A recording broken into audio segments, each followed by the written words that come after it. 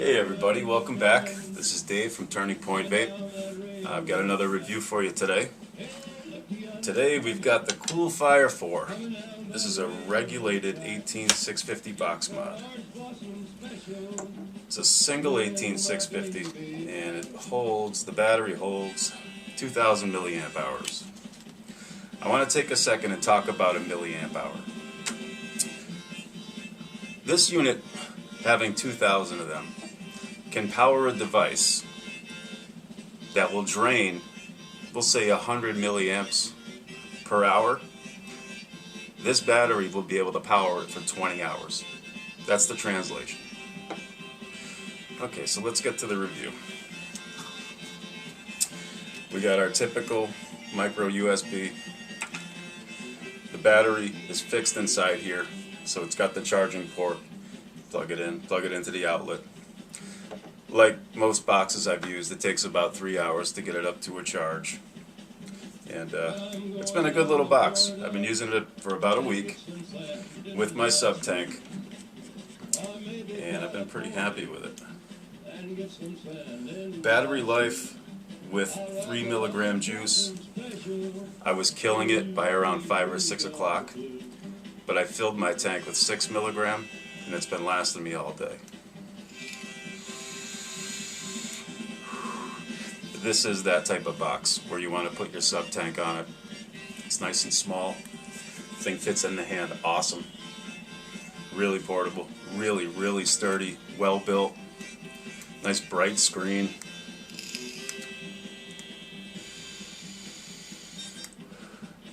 Oh, I locked it. 3 clicks locks it. Alright, so let's get into the meat and potatoes of the thing. It'll fire atomizers from 0.2 to 3.1 ohms. So it's going to handle any kind of sub tank out on the market today. Any kind of clearomizer that you have, this will handle it. It has 2 modes. It has a wattage mode that'll run from 6 watts all the way up to 40 watts. And then you can switch it over to voltage mode, and it will run from 3 to 5.7 volts.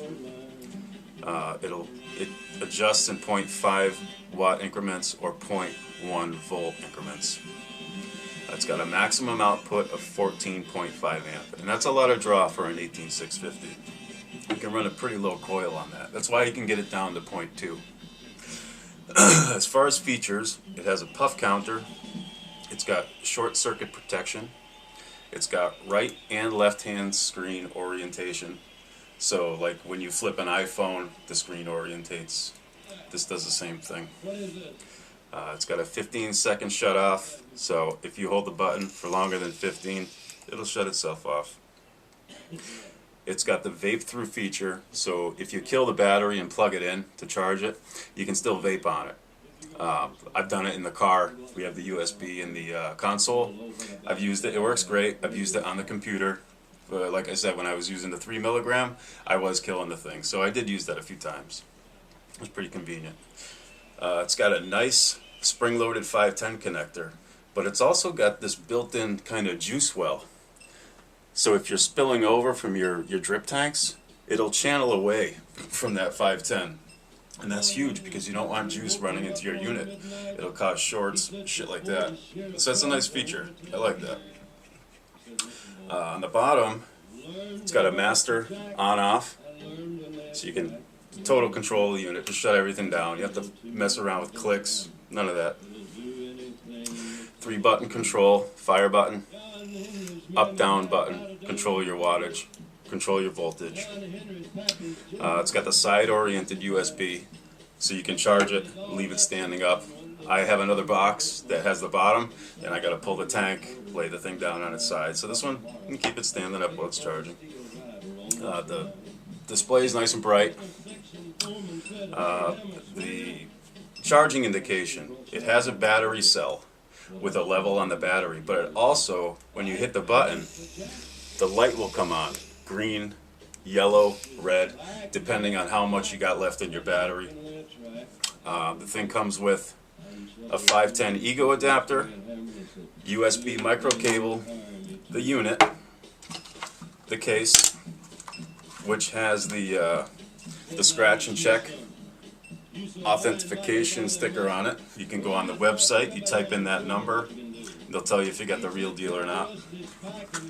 Got a user's manual, and it comes with two Inokin stickers. That's the company that makes this thing. This is the Inokin Coolfire 4. Okay, so I've been vaping on it for a week. And I'll tell you what I personally think of it. I love the size of it. I love that I'm not carrying around this huge box in the car or in my pocket. Great size in the hand. The tank looks awesome on it.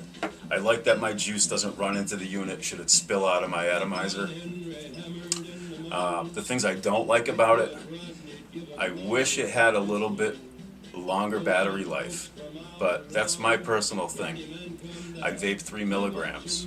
How I counteracted that with this unit, I put 6 milligram juice, extended the tank all day for me. So this wasn't bought. This was not bought to power my drippers. This was bought for my sub tank.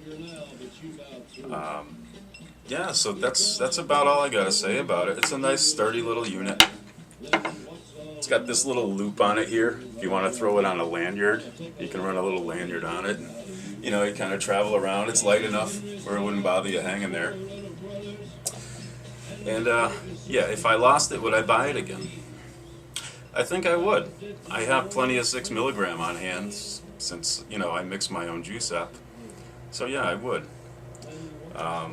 So that pretty much covers this. This is the Coolfire 4. Coming up in the next couple of days or so, I've got a couple more reviews for you. I'm going to do a review on this Majesty 150 watt series box. This runs on 2 external 18650s in series. So this thing pumps 8.4 volts into an atomizer. This thing is crazy. This is for the vape enthusiast out there. And then I'm going to rebuild my Cherry Bomber. And I'm going to show you guys how to go through this thing, clean it up, put on some no locks on the threads, and get this thing working right. A lot of people have been having problems with this button not firing. I'm going to show you how to take care of that. Also, we'll have a review coming up for the Nightcore D2 charger. This thing is great. I'll tell you all about it. Give me a couple of days, get some information, some technical stuff on these items, and we'll get them out to you. Alright, Dave from Turning Point Vape checking out. Keep safe out there, guys.